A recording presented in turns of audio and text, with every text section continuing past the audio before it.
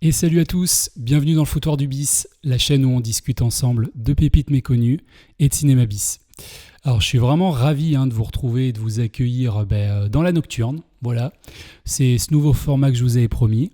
Alors je vais laisser en ligne les quelques critiques express qui ont déjà été tournées sur la chaîne, mais je vais me concentrer désormais, comme je vous l'avais dit, sur des vidéos plus approfondies. On va prendre son temps, parler d'un film, d'un genre ou d'un sujet de A à Z. Et comme toujours, sur le cinéma bis et les pépites oubliées de l'époque du vidéoclub. Mais avant, je vous donne rendez-vous les amis, vous le savez, tous les mercredis en live, entre passionnés. Et on se marre bien, rejoignez-nous. Je vous présente des films de niche, on regarde des bandes annonces, on en discute, on débat. Et bien sûr, on joue aussi à des petits jeux interactifs que je vous ai concoctés. Et tout ça dans la bonne humeur. Donc toute la communauté du foutoir, et je tiens à les remercier, elle est vraiment super cool, très bienveillante. Alors n'hésitez pas à venir faire un tour, parce que plus on est de fous, plus on rit. Donc bref, nous y voilà. Donc la nocturne, et comme son nom l'indique, c'est une émission que je tourne chez moi le soir. Voilà, on sait quand elle commence, mais on ne sait pas quand elle termine. Et ouais, en 2025, il y a tout qui va à 400 à l'heure, mais dans le foutoir du bis, on aime bien prendre son temps. Donc voilà, mettez-vous à l'aise. Là, ici, personnellement, il est 22h30 à la maison. Et aujourd'hui, on va parler de long en large d'un film que j'aime particulièrement. Bon, je pense que je peux le dire, que j'adore. Spookies.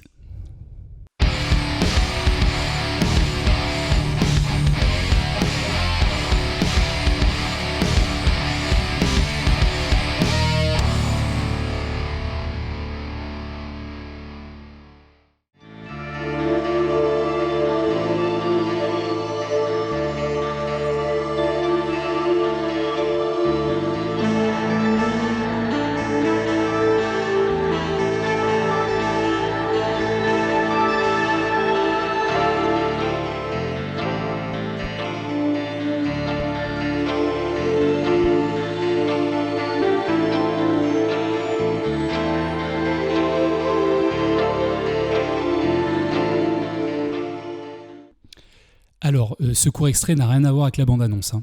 J'ai préféré en fait vous passer une petite mise en bouche, voilà, histoire de laisser la surprise à tous ceux qui n'auraient encore jamais vu le long-métrage.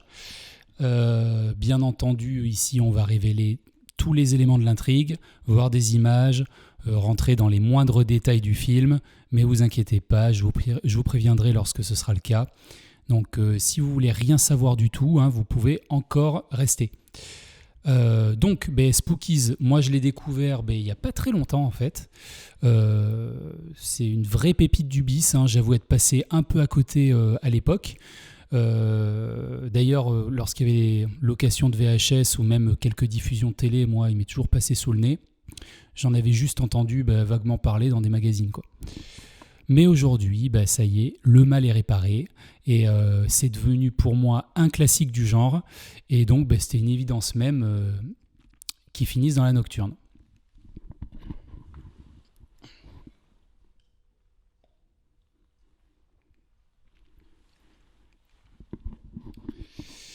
Donc, Spookies, de quoi ça parle ?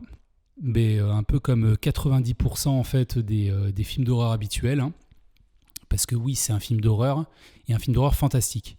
Donc on va suivre une bande de jeunes qui tombent sur un manoir abandonné après s'être perdus. Eux, tout ce qu'ils veulent, c'est avant tout faire la fête.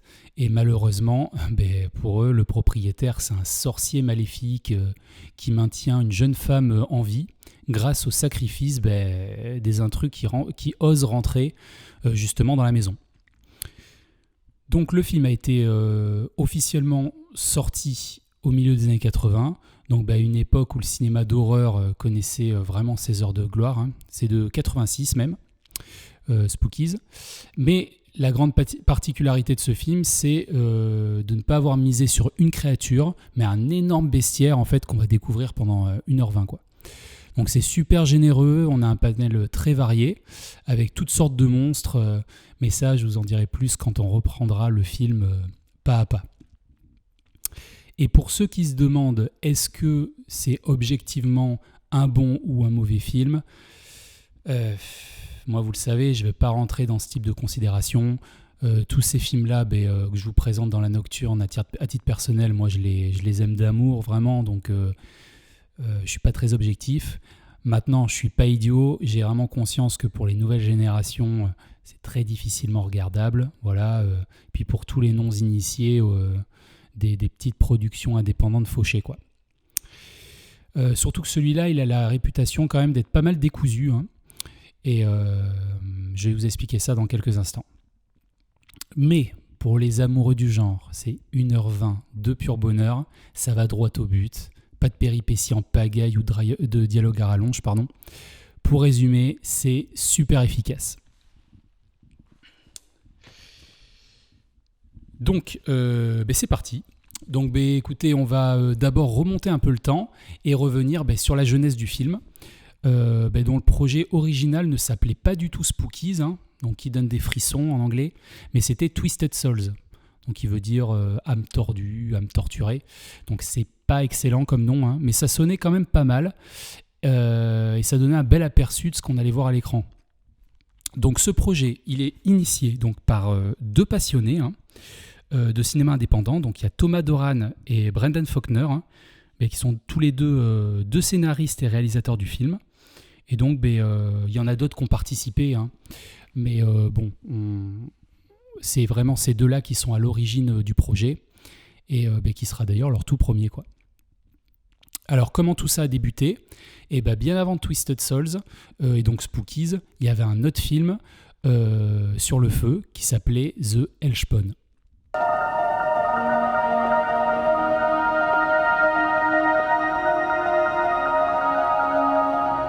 That's a lot of crap, lady. Hey, let me tell you something. Stark may be dead, but he's not buried!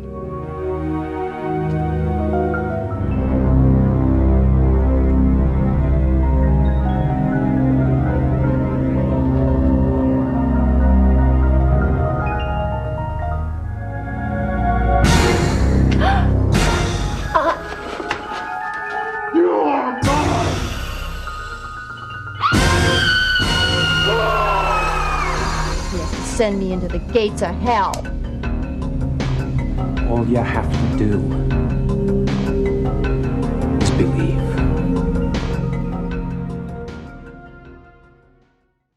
Voilà, donc ce que vous venez de voir, c'était ce projet-là, en fait, qu'ils souhaitaient tous les deux faire éclore.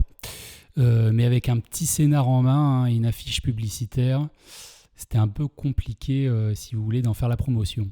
Donc ils ont décidé de tourner quelques petites scénettes là, de The Hellspawn, et avec les moyens du bord, hein, histoire de pouvoir montrer un échantillon de ce qu'ils étaient capables de faire.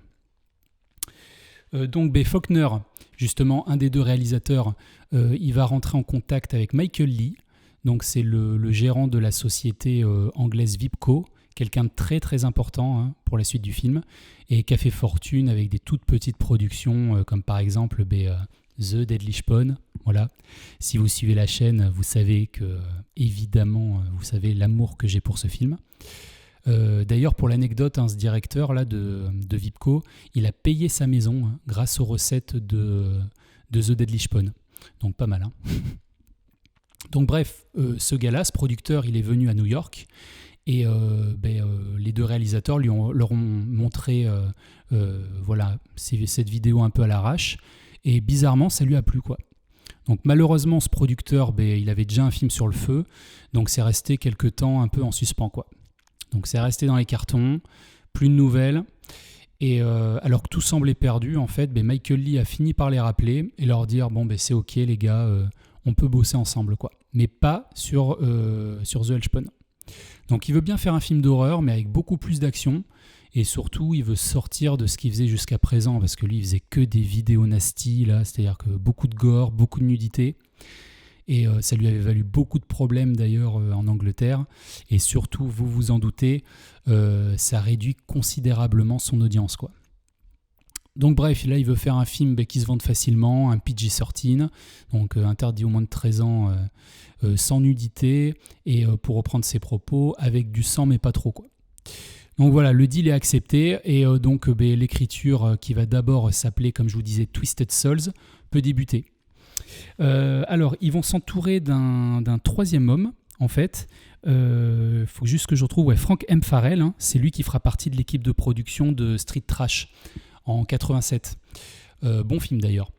Et il se concentre sur l'idée centrale du film, hein, à savoir il y a une entité maléfique en fait dans un manoir avec une succession de morts plus spectaculaires les unes que les autres. Donc Michael Lee, le producteur, donc il voulait lui une copie d'Evil Dead, voilà, sauf que PG-13 et copie d'Evil Dead, c'est un peu contradictoire quoi. Mais bon, bref, le projet est lancé. Donc ils ont posté pas mal d'annonces hein, pour recruter les acteurs, l'équipe technique et tout, mais ils sont aussi entourés de personnes qu'ils connaissaient en fait et avec qui ils avaient déjà bossé sur divers projets à très très petit budget, hein. Comme l'actrice dont je me rappelle plus le nom, c'était Joanne Lane. Ouais.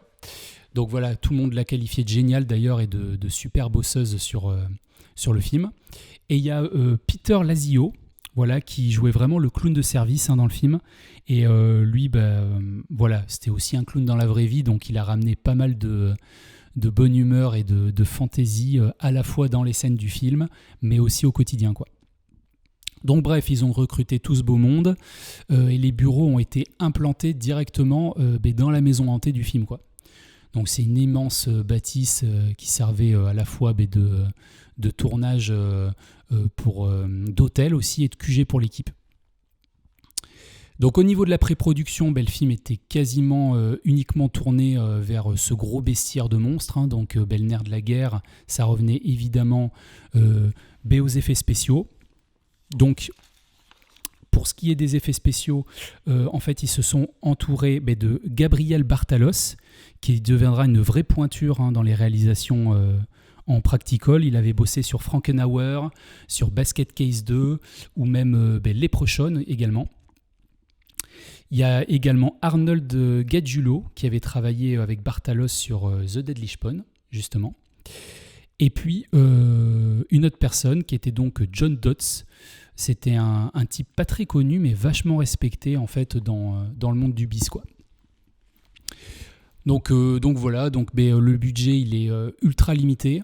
Donc ils vont fabriquer des créatures à la main et de grande qualité hein, malgré le manque de temps et d'argent. Il y a d'ailleurs certains monstres qui n'étaient même pas encore terminés lorsque le tournage a débuté, quoi. Donc voilà. Pas beaucoup de budget donc. Et pour les réalisateurs, c'est un peu la douche froide hein, parce que tout le monde s'attendait à ce que Michael Lee il aligne les billets et qu'il sorte un bon paquet de fric en fait. Mais finalement, le budget il avoisinera les $500 000, quoi. Voilà, et puis pour finir sur l'équipe technique, on va aborder rapidement la bande son aussi. Alors la bande originale qui a été créée par James Calabrese et Kenneth Higgins. Donc là c'est des sons très atmosphériques hein, et qui ont été largement inspirés des films d'horreur italiens des années 70. Et si comme moi vous appréciez le cinéma de Lucio Fulci, pour la bande son, là vous ne serez pas déçus par celle qui est proposée dans Spookies. Hein. Donc il y a pas mal de titres qui sont uniquement de l'habillage et de l'habillage de scène, quoi. Mais on a quand même droit à quelques moments de grâce hein, avec l'opening, c'est le thème emblématique du film. Puis aussi, voilà, ma musique préférée, c'est la musique de fin. Hein. Voilà. Et pour les fans hardcore, sachez qu'il existe un vinyle. Voilà. Maintenant je vais faire une petite coupe, les amis, histoire de faire un peu de place sur la caméra et récupérer mon ordinateur. Et on va passer tout de suite à la partie la plus intéressante, qui est l'analyse du film.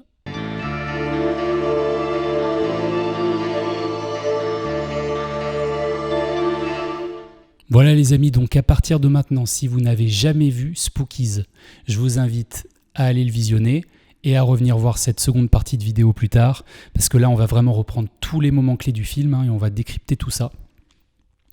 D'ailleurs à ce propos, si vous voulez des informations complémentaires, je vous mettrai des liens en description de cette vidéo, comme ça si vous voulez aller plus loin sur le film hein, qui est absolument passionnant. Donc, j'ai mes petites notes, j'ai ma mémoire, si elle fonctionne encore, et puis c'est parti, on va reprendre le film pas à pas, et je vais essayer de vous donner toutes les anecdotes possibles. Donc, c'est parti. Donc voilà, donc juste après un court générique d'introduction, donc on découvre un cimetière dans la pénombre, juste devant un immense manoir. Donc là, la tombe au premier plan, elle a la particularité de palpiter comme un cœur qui bat. Cette scène-là, en fait, tout comme les deux autres qui vont suivre, donc cet étrange homme au chevet de la femme dans le cercueil, ainsi que le garçon dans la forêt, ça a été rajouté dans la seconde version du film, qui s'appellera plus Twisted Souls, comme je vous l'avais dit, mais Spookies. En fait, ce qu'il faut comprendre, c'est que le rendu final de cette version, elle a laissé absolument tout le monde sur le carreau, quoi. Le sorcier maléfique qui maintient une jeune femme en vie en tuant des gens qui entrent dans la maison, ça n'existait pas. Les jeunes devaient juste se faire descendre un par un par des monstres sans raison, quoi. Alors, trouvant tout ça décevant, il y a le producteur Michael Lee qui a décidé en fait de limoger tout simplement les deux réalisateurs et d'embaucher Eugénie Joseph, la troisième réalisatrice du film, pour un petit peu sauver les meubles, si on veut, quoi. Donc qu'est-ce qu'elle a fait ? Elle a créé des scènes supplémentaires dans le but de lier tout ça et de créer un semblant de crédibilité au scénario, quoi. Donc vous voyez un peu le bordel. Donc on rajoute cette histoire de sorcier et ce gamin dans les bois dont je vais vous parler dans quelques instants. Donc voilà, à l'origine, le film devait s'ouvrir sur cette scène, à savoir l'arrivée des jeunes en voiture. Donc là, on a deux véhicules avec des jeunes à moitié perdus qui se rendent à une fête. Et on va vite se rendre compte qu'on a tous les types de profils. On a le mec hyper sûr de lui, cogneur, tout ça, le gros rigolo de service, la bimbo, bref, tous les archétypes qu'on pouvait trouver dans les années 80, quoi. Donc, quand on va revenir sur le gosse, on pourrait penser que tout ce passage-là, il sert pas à grand-chose, mais en fait, ça va vraiment, c'est mon avis, montrer la menace qui plane sur la maison, et surtout, c'est annonciateur de ce qui attend les jeunes quand ils vont débouler. Parce que c'est vrai que le gamin, il fait ni plus ni moins que se balader dans les bois, et à l'intérieur de la maison, avant de se faire tuer par un homme-chat mystérieux qui finalement se trouve être le serviteur du propriétaire, quoi. Donc moi je trouve que ça pose un cadre et je pense que c'est ce qui devait manquer à l'époque dans Twisted Souls et ce qui va donner plus de corps à Spookies, quoi. Donc les jeunes, ils arrivent devant le manoir et on va avoir droit à une phase de découverte de l'extérieur. Ils vont croiser des tombes un peu partout et s'interroger sur les lieux, quoi. Donc voilà, donc là la maison en question, telle qu'elle est aujourd'hui, donc c'était une propriété privée déjà à l'époque, sauf qu'elle a été restaurée et entretenue depuis, parce que à l'époque du tournage c'était pas mal délabré. Et c'est intéressant de voir que l'emplacement était vraiment idéal pour tourner un film d'horreur, avec tous les espaces verts autour. D'ailleurs, concernant le cimetière devant la maison, il y a un avant-après qui est intéressant, regardez. Hop, et là on reconnaît bien l'arbre et la route juste derrière, quoi. Donc là on assiste ensuite à la première mort du film, je vous en avais parlé juste avant. Donc c'est le gamin qui va se faire avoir par le tout premier monstre, qui est le moins réussi de tous, je trouve, parce qu'il y a du lourd plus tard. Là on va d'ailleurs tous les passer en revue au fur et à mesure de la soirée. Mais là, c'est un homme-chat donc, qui est assez bizarre et pas vraiment effrayant. Cela dit, moi j'ai ma propre opinion sur le sujet. Dans le making-of du film, il y a le réalisateur, Faulkner, qui raconte qu'ils se sont inspirés de films d'horreur de toutes les époques. Mais vraiment de toutes les époques. Ça va du film muet jusqu'au cinéma des années 80, donc moderne à l'époque. Donc on pourrait penser que que que celui-ci c'est un peu un clin d'œil aux créatures un peu kitsch des années 50-60 quoi. Donc c'est d'ailleurs souvent des monstres à cette époque qui mélangeaient des humains et des animaux, donc voilà, donc à méditer. Et donc ensuite la plaque tournante du film là, c'est qu'une fois à l'intérieur, ils vont tomber d'abord sur un étrange objet sculpté dans un placard et sur un cadavre momifié, une planche de Ouija quoi. Donc pour rappel, c'est une planche d'invocation qui sert à discuter avec les morts. Alors ici, la créatrice de l'objet, elle avait indiqué que pour des questions de droit, elle ne pouvait pas reproduire à l'identique une table de Ouija. Alors elle a improvisé autre chose, quoi. D'ailleurs, on peut vraiment remarquer que les monstres sont dessinés dessus. Vous allez voir, c'est sur la prochaine photo. En fait, à l'origine, il était prévu que les monstres sortent en effets spéciaux directement de la planche. Alors, je ne sais plus si ça a été coupé au montage ou si ça a été juste abandonné. Mais finalement, ouais, ça n'a pas été retenu, quoi. Donc, les jeunes, ils utilisent bien sûr le Ouija, et le sorcier va se servir de ses pouvoirs pour transformer la jeune fille en démon. D'ailleurs, ça ne sera pas la seule transformation du film, il y en aura une autre juste après, par la suite, et il s'agira uniquement après de monstres qui débarquent dans la maison et qui s'attaquent aux jeunes, et non eux-mêmes qui changent d'apparence, quoi. Alors comme pour le premier monstre, on reste encore sur du maquillage soft, avec une couche de latex et des lentilles de contact. Le rendu est très sympathique, mais c'est après qu'on va vraiment commencer à rentrer dans le dur, quoi. Donc suite à l'avenue du démon, forcément, ils vont tous prendre peur et tenter de s'échapper en courant jusqu'aux voitures. Il y en a un qui va partir dans la forêt et s'enfoncer dans une tombe comme dans des sables mouvants.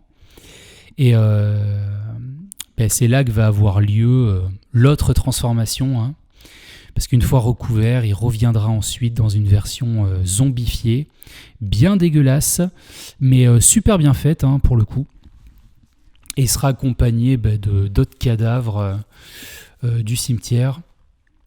Donc tous les jeunes ils ne parviennent pas à s'en aller et vont s'enfermer à double tour dans le manoir. Donc suite à ça, écoutez, les jeunes ils vont commencer à investir les lieux, se séparer en petits groupes, évidemment, explorer la maison. Donc c'est là que va débuter la seconde partie de Spookies, et où tout va complètement partir en vrille, et c'est là que ça va bien sûr devenir intéressant. D'ailleurs, la jeune femme dans son cercueil, elle va commencer à se réveiller à partir de là et à interagir avec le sorcier. Et au fur et à mesure que les morts vont s'enchaîner, elle va reprendre du poil de la bête, et pour le plus grand plaisir du proprio, d'ailleurs. Donc le dur à cuire et sa copine, ils vont rejoindre une cave à vin. Enfin, c'est plus que ça, puisqu'il y a même des tonneaux remplis de pinards. Et pour l'anecdote, ils ont condamné des fenêtres dans une pièce de la maison. Ils ont recouvert le mur de planches et ils ont fait passer les tonneaux par les fenêtres pour faire illusion.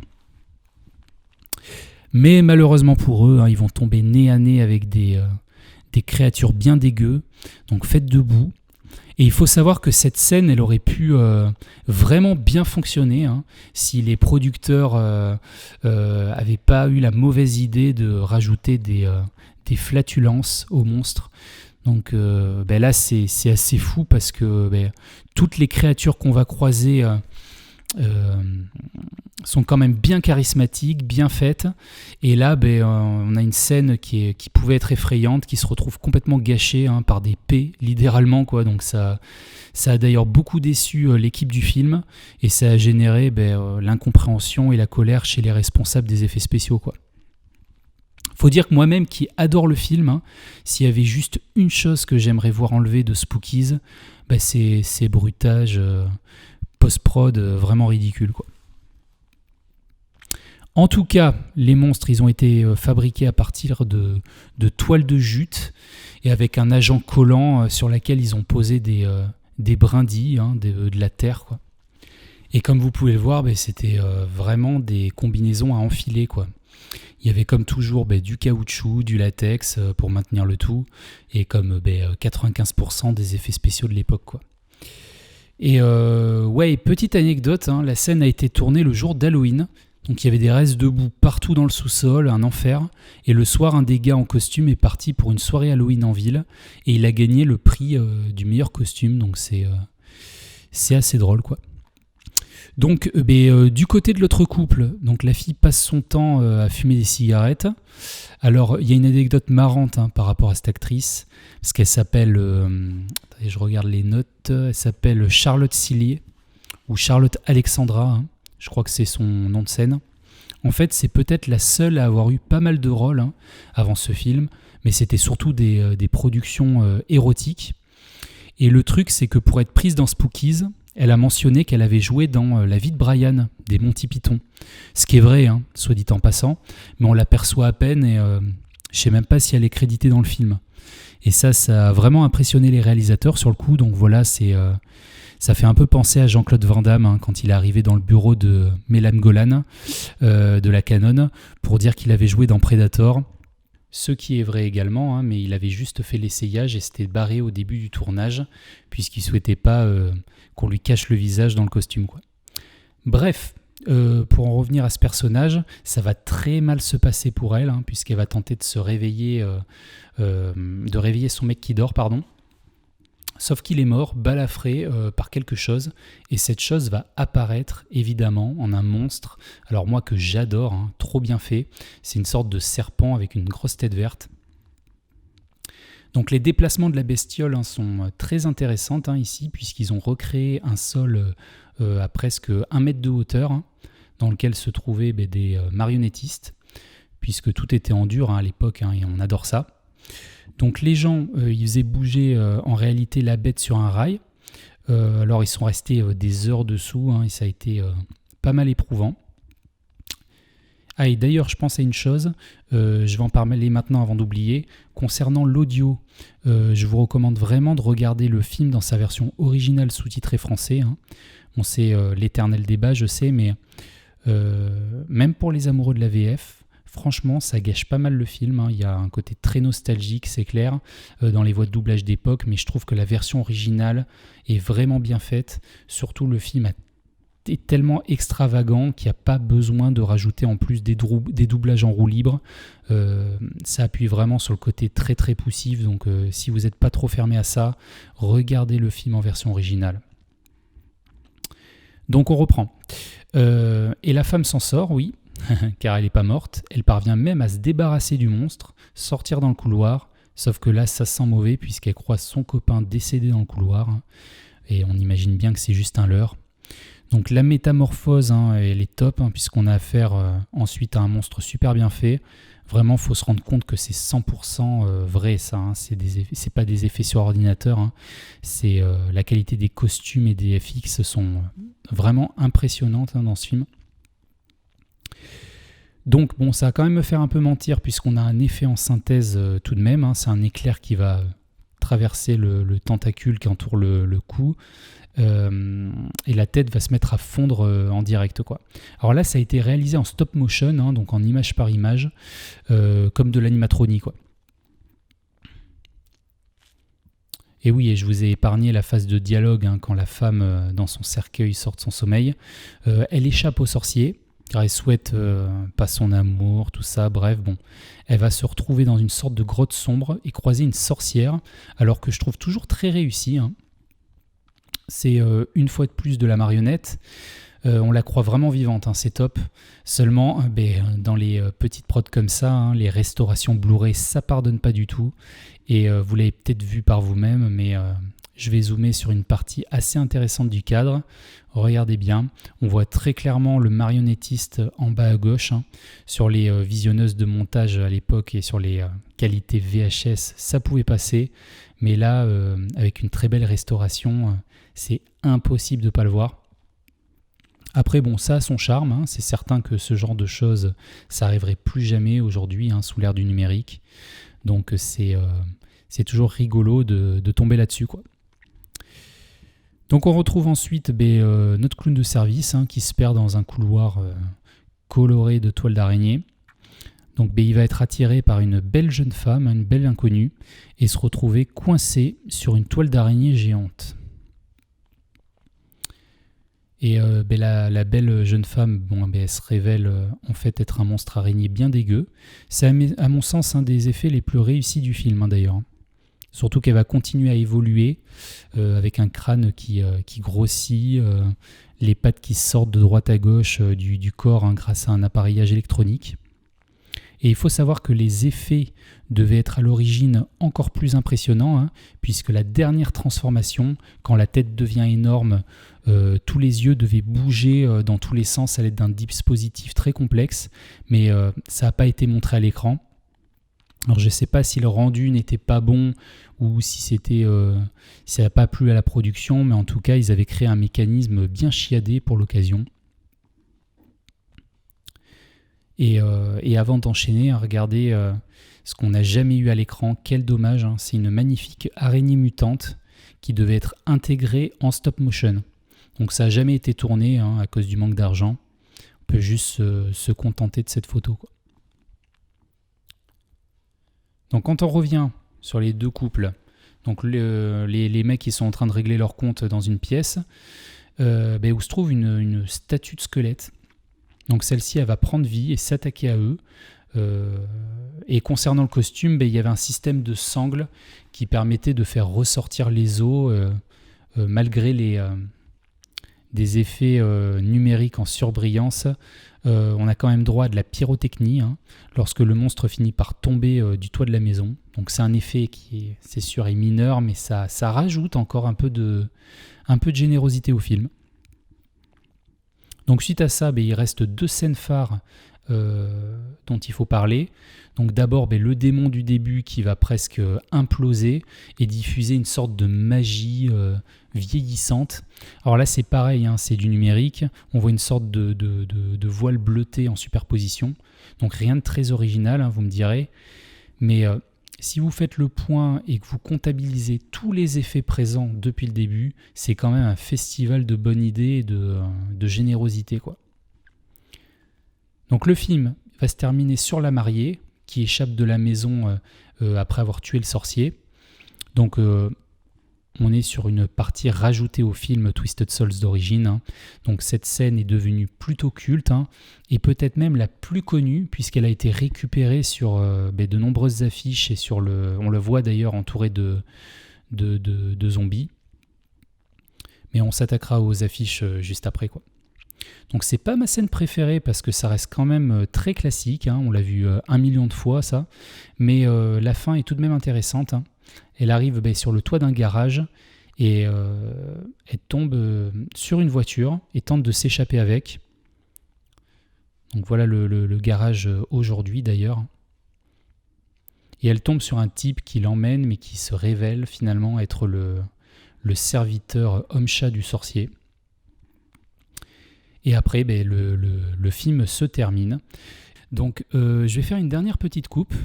Je vais ranger le PC et on va aborder un sujet extrêmement intéressant qui me semble indissociable d'un film. Je parle bien sûr des affiches et des différents formats d'un film. Et je vous dis à tout de suite.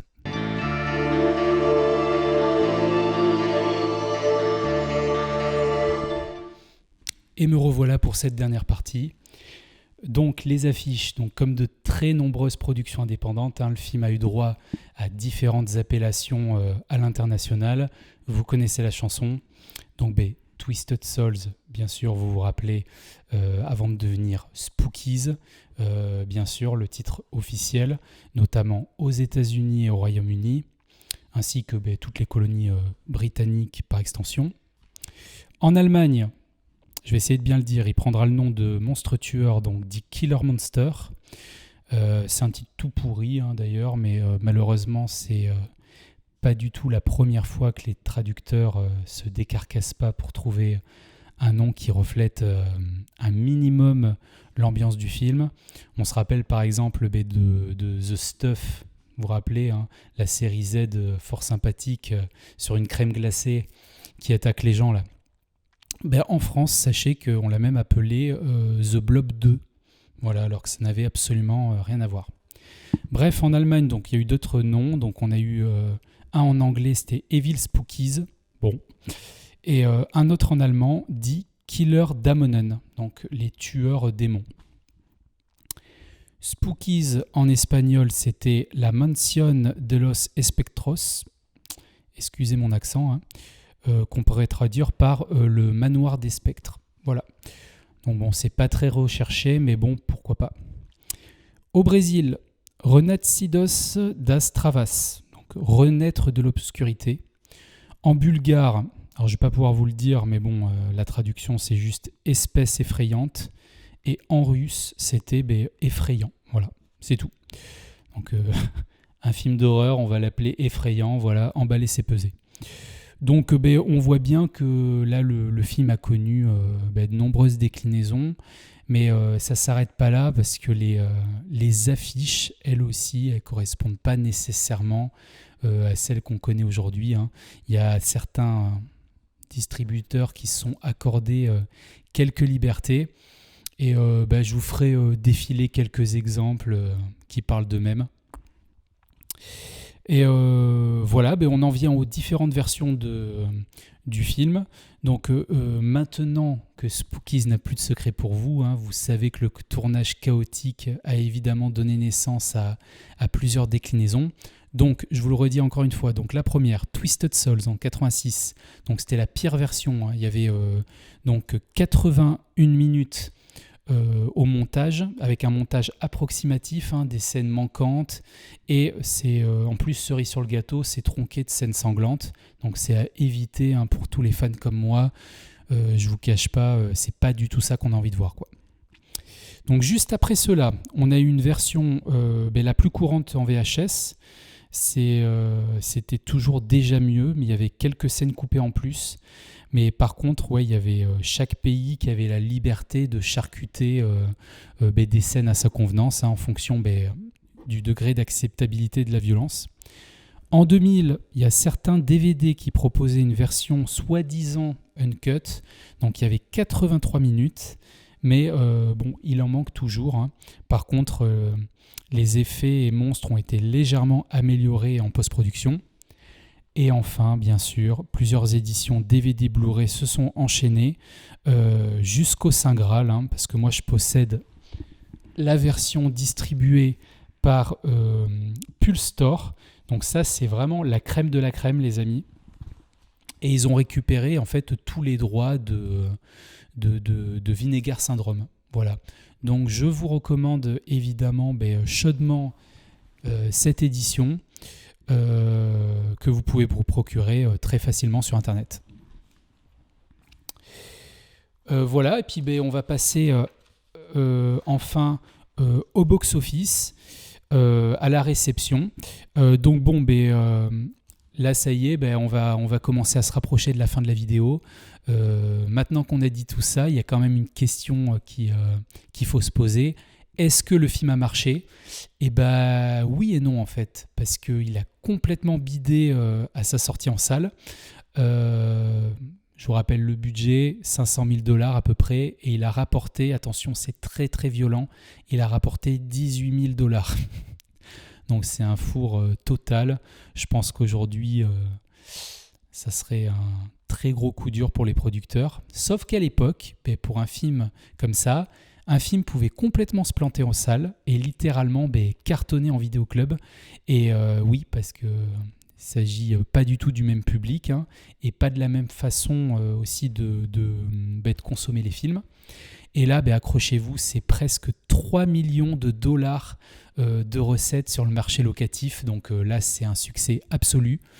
Il faut préciser, hein, que c'était quand même hyper rare un tel écart de recettes en vidéoclub, hein, parce que les petites productions indépendantes misaient surtout, hein, sur les boutiques spécialisées pour rentabiliser leurs films. Mais bon, voilà, quand je pense, moi, qu'il y a une poignée de chanceux qui ont pu voir Spookies sur grand écran, hein, ça laisse rêveur. Sinon, est-ce qu'on peut parler d'un héritage ? Est-ce que le film a laissé une trace vraiment derrière lui ? En fait, pas vraiment, hein, même si il a une bonne réputation auprès des fans de films fauchés rétro, dont je fais partie d'ailleurs. Mais en tout cas, si ça vous tient à cœur de prolonger l'expérience, voilà, de films dans la catégorie gros bestiaire de monstres, il y a quelques titres assez sympathiques et méconnus. Donc il y a The Willis en 1990, donc c'est un film à sketch avec des enfants qui racontent des histoires d'horreur au camping. Alors c'est que des effets practical sympas. Alors c'est un film quand même pour enfants, adolescents, on va pas se mentir, hein. Il y a Freaked, ou La Cité des monstres en anglais, qui est sorti en 1993. Donc là, c'est une comédie horrifique complètement déjantée, avec un bestiaire gigantesque et du latex à gogo. Et plus récemment, on a eu droit à The Void en 2016, que vous devez connaître. Donc c'est un vrai hommage au film de créatures hyper old school. Et il mélange ça avec de la mise en scène moderne, quoi. Donc bon, il en existe des tas, évidemment. Il y a Monster Squad que va sortir Extra Lucid Film bientôt. Il y a Ghoulies et j'en passe. Mais bon, après, ça fera éventuellement l'objet d'une nouvelle vidéo. Donc concernant une éventuelle suite, il n'y en a jamais eu. Mais certains considèrent le second film de Brendan Faulkner, l'un des deux créateurs de Spookies, comme l'héritier et suite directe. Bon, il s'agit en réalité d'un sequel ultra niché sorti en 92, voilà, sous le nom de Killer Dead ou alors l'incroyable non farfelu, attention, vous êtes prêts, non végétarienne zombie from outer space. Voilà, tout un programme, hein. Alors pourquoi ça serait une suite ? Là on reprend les mêmes et on recommence. Donc il y a une partie du casting qui a été rappelée, ainsi qu'une bonne partie de l'équipe technique dont le spécialiste des effets spéciaux, c'était comment il s'appelle déjà, Bartelos. Donc voilà, Killer Dead, ça raconte l'histoire d'un groupe de campeurs avec un mafieux qui découvre un vaisseau spatial écrasé en pleine forêt. Bon, ça fait partie de ces films jamais sortis en DVD, nulle part. Il existe quelques copies VHS d'Argentine introuvables. Mais, alléluia, il y a quelqu'un qui a eu la présence d'esprit de faire un VHS RIP sur YouTube. C'est un des films les plus rares du monde, on va pas se mentir. Donc on peut avoir un aperçu du film dans une qualité minable. Voilà. Mais c'est toujours mieux que rien. Alors bon, j'ai regardé le film presque en entier. Je peux vous annoncer que ça n'a rien à voir du tout avec le matériel de base. C'est mauvais. C'est... voilà. La très mauvaise qualité d'image, ça arrange rien, mais pour la curiosité, ça fait passer un moment assez drôle. Je vous passe un extrait tout de suite, mais vous verrez que ça n'a rien à voir avec Spookies 2. Vous me direz ce que vous en pensez. Kid, you gotta keep up. No, I can't do it. Just go on. No, I'm not gonna leave you.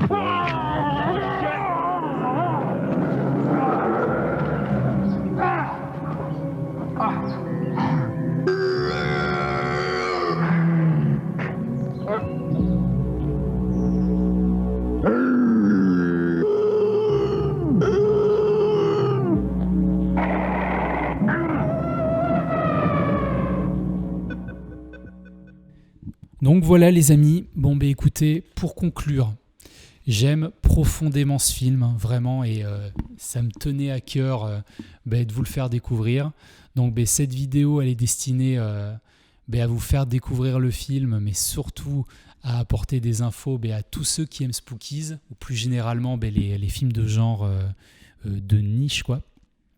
Donc sachez tout de même que parmi les centaines de films bis que j'ai pu regarder, il y a de fortes chances qu'il entre dans mon top 50 de films vidéo club, toutes catégories confondues. Donc vous avez vu, je fais tout pour vous donner envie de le voir. Il fait partie malheureusement de ces petits trésors cachés qui restent la plupart du temps moqués par le grand public, qui le traite de nanar rigolo en affichant uniquement ses défauts. C'est le cas de beaucoup de films comme ça. Donc je pense que vous qui êtes devant votre écran et qui regardez parler un mec depuis tout à l'heure d'un film dont tout le monde se fout, je pense que vous appréciez ce genre de cinéma et que vous ne serez pas déçus en le regardant. Donc voilà, Spookies, il a un charme fou, faites-moi confiance, il vaut le détour. Et voilà, donc si la vidéo vous a plu, n'hésitez pas à mettre un petit pouce en l'air, vous abonner et laisser un petit commentaire, je ne manquerai pas d'y répondre. Je vous dis à très vite les amis pour une prochaine vidéo et on se retrouve bien sûr tous les mercredis en live pour découvrir ensemble un max de pépites méconnues. Voilà, ciao.